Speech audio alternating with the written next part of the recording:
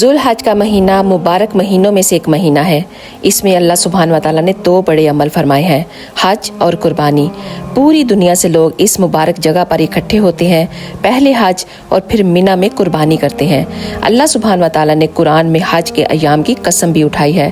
اللہ تعالیٰ نے پورے قرآن میں اتنی قسم نہیں اٹھائی جتنی ان 10 دنوں کی ایام کی اٹھائی ہے، اور ہمارے نبی کا فرمان ہے کہ اللہ تعالیٰ کو جتنی عبادت ان 10 دنوں میں پسند ہے اور کسی دنوں میں اتنی پسند نہیں۔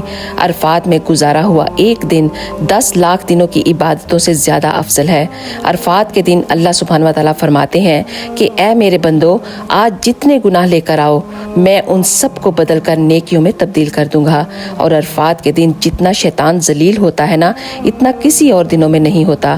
آپ سب سے گزارش ہے کہ زیادہ سے زیادہ عبادت کریں، اللہ سے اپنے گناہوں کی معافی مانگیں، اور عرفات کے دن کوشش کر کے روزہ ضرور رکھیں۔ اللہ تعالی ہم سب کو اس مبارک مہینے کے صدقے معاف فرما دے اور ہم سب کی عبادتوں کو قبول فرمائے، آمین یا رب العالمین۔